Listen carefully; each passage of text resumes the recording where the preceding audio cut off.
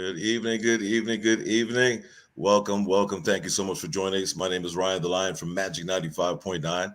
You can hang out with me weekdays inside the Lion's Den, 10 a.m. to 3 p.m. Of course, a lot of fun, all kind of great music and good times. So speaking of good times, we're here tonight to have a good time and get some great information. Welcome to our virtual town hall event tonight, all about There Goes My Hero, nonprofit organization spreading the word about African American donorship, right? That's what we're here tonight to talk about. And our guest tonight, our esteemed guest, I should say, their board president for There Goes My Hero and chairwoman, make sure I get that right, Geneau Thames, as well as board member Garland Scott. Thank you for joining us this evening. How are you guys doing? Great. Thank you so much for having us. Absolutely. Thank you for having us, Ryan. It's a pleasure. It's a pleasure. Now, you guys are very close to this initiative. You've both been very touched with, we say, the process of blood cancer and that dealing with all of that. So tonight, thank you so much for sharing your story and spreading the word. Geneau, let's start with you. I know we got a little video about your story, and I would love for everybody to see it. It's so powerful. Great. Thank you. B, can we get to that video? Yeah, I was always going to get to it. Let's get to that video.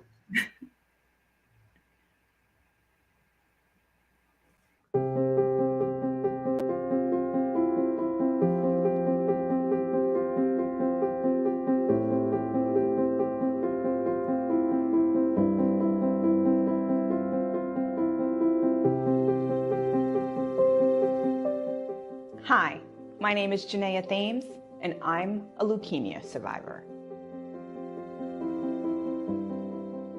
I needed a bone marrow transplant to be cured, and really to live. Due to my ethnicity, Caribbean American, African American, there weren't a lot of options available for me on the registry. That was a scary time for me, my mom, my kids who were 8, 11, and 17 at the time, my husband, and my friends. I promised myself that if given the opportunity to get better, I would pay it forward. And Color the Registry was born. Individuals of color, we take care of our own. We are founded on the it takes a village mentality. Well, here we are with an opportunity to help each other in a way that no one else can, to help our own. In 2016, it was me, but it can be anyone. Your mom, your dad, your sister, your brother, a friend of yours, someone you grew up with in church. Cancer strikes whenever and whomever. If given the chance to save a life in a way that simply takes your time, a little of your energy, is mostly pain-free, and can make you a hero in every sense of the word, I think most people would want to get registered to save a life. Getting registered on the registry is the first step to do so. For more information about Color the Registry, visit theregoesmyhero.org/colortheregistry.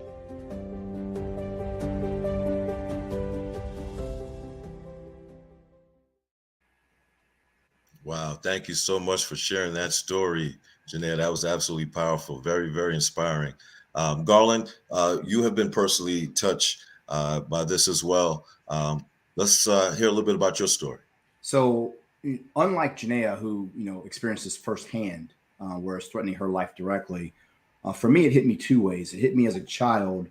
I lost a cousin, and when you're a little kid, you don't really understand the magnitude of all of this stuff. You just know that you had a cousin, that person's no longer there, and then your parents are telling you that person's in a better place. That's kind of the way that works, right? We're sheltered as children, and so I didn't learn until later on that she had leukemia. But I did realize and recognize, even at 5 years old, 6 years old, how it affected my aunt, her mother, and then obviously my father. And that stayed with me for a very long time. And really, in 2006, the person who founded There Goes My Hero, Eric Sauer, and I have to give him big shouts because we wouldn't be here without this gentleman. Good friend of mine, and we worked in the same industry, doing the same thing for two different companies. He came and sat on my stoop one day and he said, "Garland, I got a problem. I have a 3-year-old and a 3-week-old, and I just been diagnosed with non-Hodgkin's lymphoma. I don't know what to do. Do I get to know these boys better, or do I just let this disease absorb me? And of course, we had a long crying conversation over a couple of cocktails. And I told him, I said, every day is a diary now. You never know what's going to happen. And for him, he's lucky enough to be, German descent. His bone marrow match came 6 months later from a 19-year-old German lady. And she saved his life. And because of that, his pay forward was to start this organization. And 60 plus lives later, here we are. We've been able to save through our efforts. All these years later, I think we're at 62 or 63 lives because of them. So the Color the Registry effort it's not a spinoff, but it's an initiation and a realization, I should say, of this great gap we have between European descending people like Eric, and then Caribbean, African American, multi-raced folks, Asian Americans. It's just such a wide gap between the ability to find donor matches for them and for us. So that's why Geneau and I are here. And we absolutely thank you so much, because the key thing both of you are saying is saving lives, right? And that's what this initiative is all about. When it comes to our community, it's so important that we get information out, and this is absolutely imperative information. It's affecting so many of us, just like you're saying. People are just popping up, finding out that they have it, and then as far as treatment and options, just finding out more about blood cancer. With this event coming up, the numbers are extremely far apart when it comes to African Americans and any other people of descent. So, I mean, it's absolutely imperative that we get this info out and get folks more involved. So thank you so much for sharing. Now, let's talk about There Goes My Hero, because it seems like it's a great organization that's doing some amazing things. How long have you guys been a part of it? So There Goes My Hero has been around for a little over, I believe, 10, 12 years now. I have been a part of There Goes My Hero since I went into remission. So I became a board member shortly after, and you've heard my story, shortly after I was diagnosed and then went into remission. I was able to find a donor, but my donor story is a little different than Eric's. To provide more clarity on that right there, when I was diagnosed, I was told, you're going to need a transplant to survive. And the numbers really are quite, if you get a transplant, you can live a lot longer. If you don't, the numbers are shocking. It's about an 18% survival rate. So the need for a transplant is necessary. Eric was able to find, roughly 75 matches on the bone marrow registry. I was able to, fortunately for me, I was able to find 21 matches, but each one of those were disqualified until I was ultimately not able to find a match on the registry. Wow. So because of that, I mean, even my own child became disqualified. Like, he was able to donate, but then he was later disqualified for medical reasons. So that's why Color the Registry was really born, because the numbers, there's no reason why we can't have more individuals saved through this effort. It's just we need more numbers on the bone marrow registry. We need more numbers of people of color on the registry. And why do you need people of color? Well, you need people of color because ethnicity is the one thing that matters when it comes to getting a bone marrow transplant. Bone marrow has to do with ethnicity and DNA and tissue. And so obviously my tissue and your tissue, we're similar because we come from similar backgrounds, either African American or, some type of either African or Caribbean or something. But ultimately, we all come from the same place, right? Which we know, ultimately, we all come from the same place. So because of that, despite the fact that, you might be, either, from, let's say, it doesn't matter where you come from. Right. Anywhere else, right? African American at some point, and so we all go back to Africa. Because of that, there's just a stark disparity in the numbers, as you mentioned. And so, unlike Eric, we needed to be able to highlight this issue, that it's not a matter of any kind of special medical treatment. It's not a matter of it's a number issue. If we can get more individuals educated on the need for people to be registered on the bone marrow registry, then the next time, because the numbers say 1 in 20 people are going to be diagnosed. So the next time someone is diagnosed, they will have more candidates available to them. And then the likelihood of them being cured from this disease is greater. That's why we're bringing color to this issue. Yeah, absolutely. It's very important, very important. And, you're talking about, again, saving lives and, these disparities. And even you said, people, even you had 21, but then the disqualifications. So the importance of having those numbers, again, is absolutely imperative. And tonight, if you're just joining us, welcome to our town hall event. There Goes My Hero. We are talking about blood cancer, African American donorship, and getting that higher. We need better numbers. We need more people to come out in the community and be a part of this initiative and be a part of saving more lives in our community. And, that's what's up. So the color of the registry, who started that? And, tell us a little bit more about that, because that's how we can get these folks involved. I don't know who started it. I joined the board last year, and this was the reason why. I think I was brought on to bring not only my perspective from a black man's perspective, but also to diversify our board a little bit as well. So once we sort of begin to understand what these numbers mean, 25% chance of finding a match versus a 75% chance of finding a match if you are Caucasian or European descent. Those numbers are glaringly obvious to us. The other part that we also have to understand as African-American citizens is that bone marrow also helps with sickle cell anemia. And that is something that we're learning more and more about that, but these two things are in tandem. So not only does the participation of Black people on this registry matter for blood cancers, it also matters for that disease that's really just relegated to us. That's an enormous stance. A lot of people don't know about that. I was actually at the Baltimore Health Expo last weekend, and ironically, we were like right next door to the folks that are promoting bone marrow through sickle cell. And I was like, well, we got to get together, because clearly these two things are intended to be matched, and it's amazing what could happen. What we can do with just that disease alone, on top of what we're trying to do, which is to solve the blood cancer issue. Yeah, Garland brings up a great point. So Color the Registry really came just from our board as a group initiative. It came after, once I joined the board, just because my thought was, let's pay it forward. But once I shared my story, like, Eric, my story wasn't the same as yours. Let me see. Then the board became, just very much behind. They decided, let's back this effort. Let's try to, it's not really a spinoff, but let's bring more awareness to the fact that we need not just bone marrow registrants, but we need people of color on the bone marrow registry. And the numbers, once they became very clear, it was pretty easy to just go ahead and back this initiative and go from there. And again, to Garland's point on the sickle cell anemia, that's the latest research. Well, sickle cell is a trait that is only amongst African Americans. And the latest research shows that as they continue to try to fight sickle cell anemia, one of the ways you could do that is through a bone marrow transplant, because it pretty much just rids the body of the old immune system, gives you a new immune system, and then allows you to grow healthy cells, and almost can eliminate the sickle cell, even though you have the trait, can eliminate the sickness involved with it. Body is so powerful. The human body is absolutely amazing. Yeah. So if someone wants to help out and join the registry, how do they go about doing that?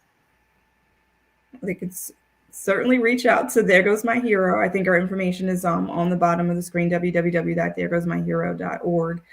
We can mail you a kit if you want to, number one, just register yourself if you meet the qualifications. The other thing you could do is, if you belong to a church or any kind of community organization, if you own a business, you can host a drive. We could really use individuals who could host drives and bring awareness to this issue. What the other thing you could do is we volunteer and help patients who are going through bone marrow and blood cancer treatment. That is essentially important. That's another part of our initiatives. So there are a number of ways you can get involved, or you can donate. As always, donate money to help us continue to build awareness on this issue as well. So a number of ways, but the first way is to think our information is down the screen. Go to www.theregoesmyhero.org. So another way you can do it too, Ryan, is our calendar on our website. It's always full.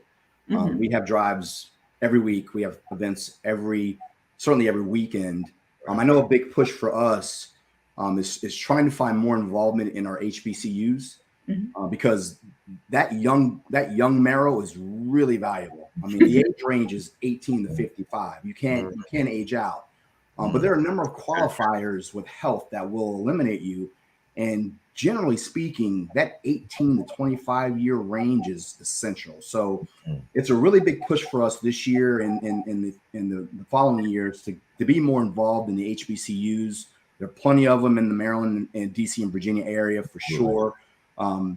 Anyone that is attached to those organizations, please reach out to us. We'd love to find a better way to communicate with the colleges and be more involved at a much larger capacity. Because imagine having 10 to 20,000 students avail themselves to participate with this.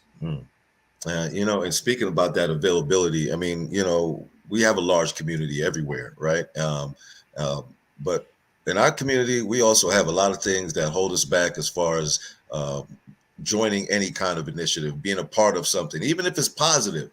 But why do you think some folks in our community are just not willing to be a part of something like this? So what are some of the myths about, especially when it comes to bone marrow? Black folks hear that, they're like, oh, no, you don't. So I'm smirking, not because of I don't understand the gravity of what you're talking about, Ryan, but it's funny. My grandmother is in her 90s.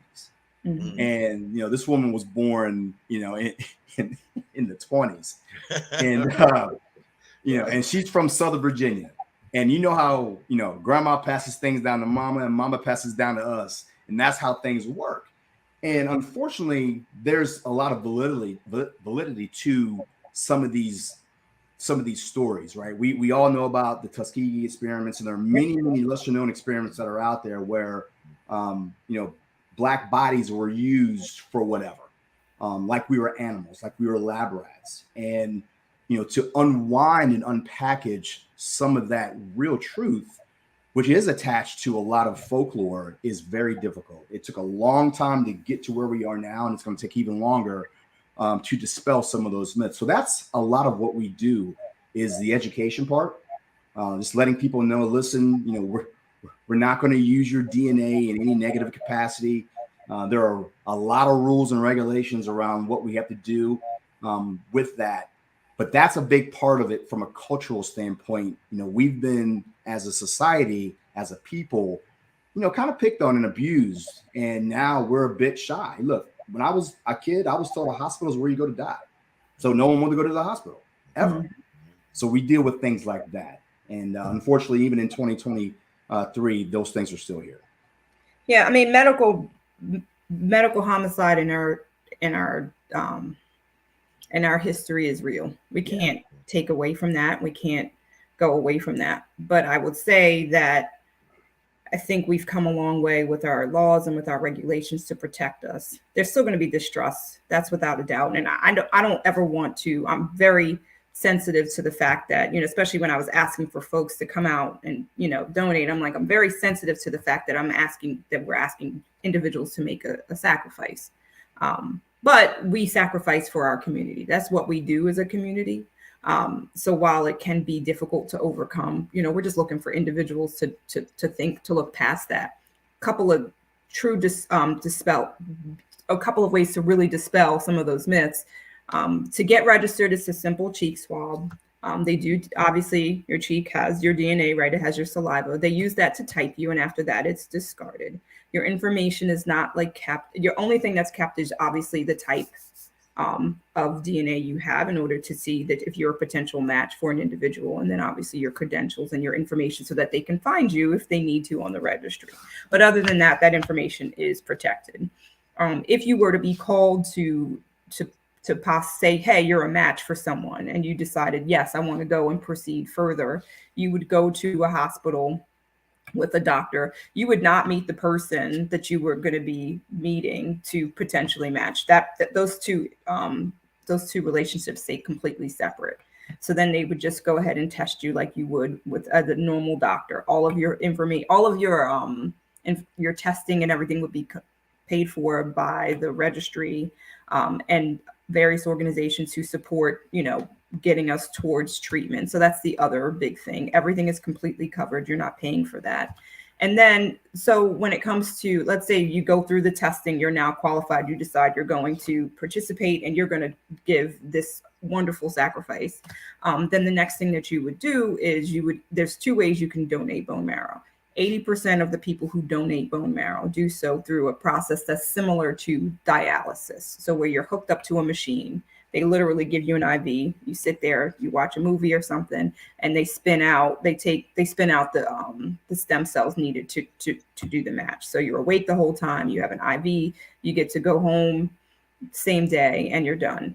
20% of the individuals need what I think most folks are used to, which is that traditional surgery. It's the surgery that's done on the back in order to get the bone marrow, the stem cells directly from the pelvis area. Does that surgery hurt? I don't know. I haven't had it, but I understand it can be uncomfortable. One of the members of our board actually engaged in that type of treatment, and he was back home same day and back to work within 3 days. So even that particular procedure was done with relative discomfort. I think the price you get in between that, as much as folks are like, yeah, you're right, I'm not doing that. And it's funny because, I'm asking cousins and everybody like, come out. And they're like, is it going to hurt? And I'm like, I don't know. And, all right, we'll do it for you, cuz. I'm like, thank you. I mean, I think thank you, since we know it's you. But I would say that it's the ultimate gift, right? The ultimate gift. If you could save someone else's life, there's just, what else can you do? What else can you do? It's absolutely a small price to pay. Right. And I believe with, like you guys say, this day and age with technology, even getting the bone marrow, even that 20% way, just learning from some other things that it's really not as crazy as people think it is anymore. They're doing it in and out same day. So again, just another reason that, people, yeah, you can do this. You can absolutely do this. And this small gift can save tons of lives, tons of lives. Again, tonight, thank you for joining us. If you are watching, you have any questions, please hit the chat, type it in, and we'll definitely get to it. Our virtual town hall tonight, we are talking about There Goes My Hero, blood cancers, African-American donorship, and we're just trying to get the word out, get folks educated, spread the word, save some lives. Tonight, you guys absolutely inspired me so much. I know that after we're done tonight, I'm definitely going to talk to some folks, see if we can volunteer, set up some things so that we can continue to get the word out. Because I think just one of these things that affect our community that we can do something about. We got to be able to help ourselves. And this is one great way that we can do that and save tons of lives. So when you guys are out in the community and doing these things, what are some of the things you hear people say that they're like, oh, we don't want to do it? What are some of those myths? I mean, we know about the needle and the pain and stuff, but what are some folks really saying to you guys? I heard a lot last weekend. Yeah. I hear everything from, do I need to donate my body after I die, to science? Is that what you guys are all about? I've heard that one. I've heard, hey, are you guys a part of cryogenics? Are you be freezing me? Wow.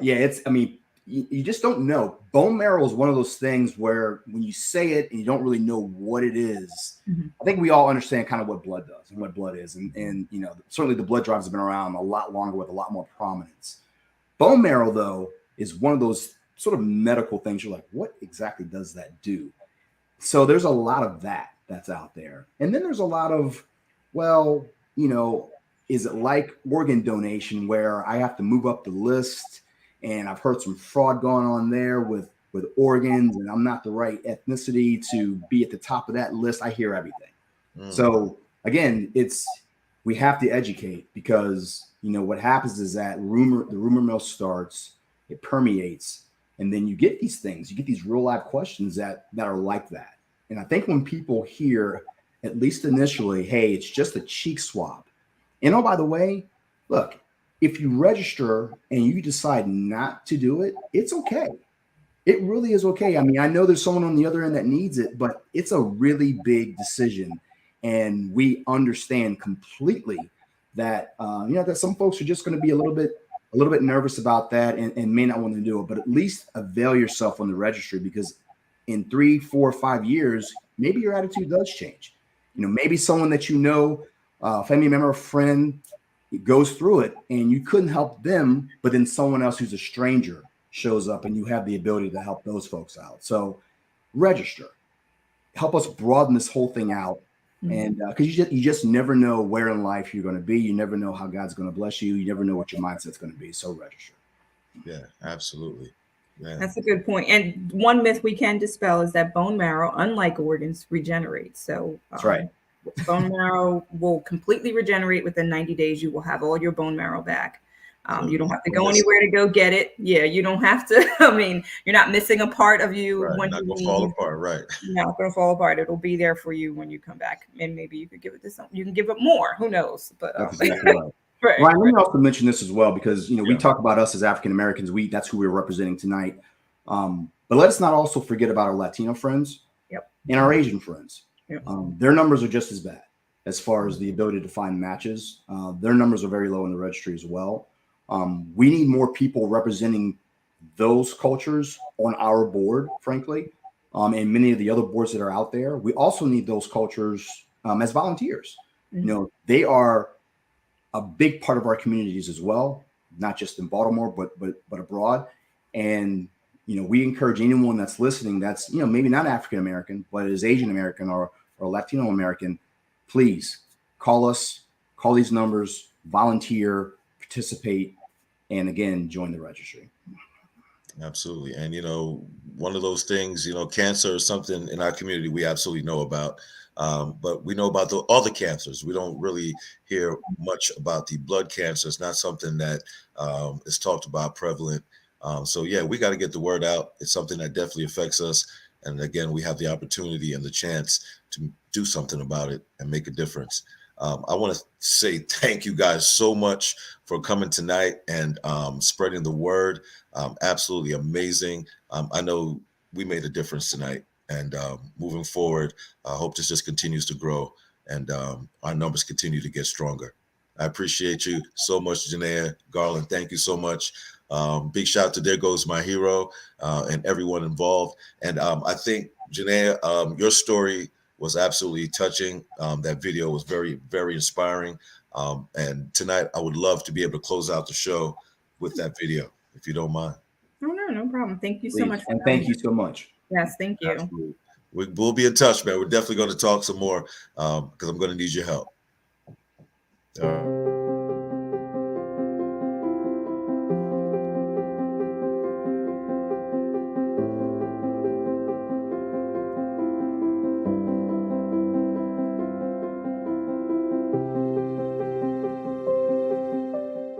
Hi, my name is Geneau Thames, and I'm a leukemia survivor.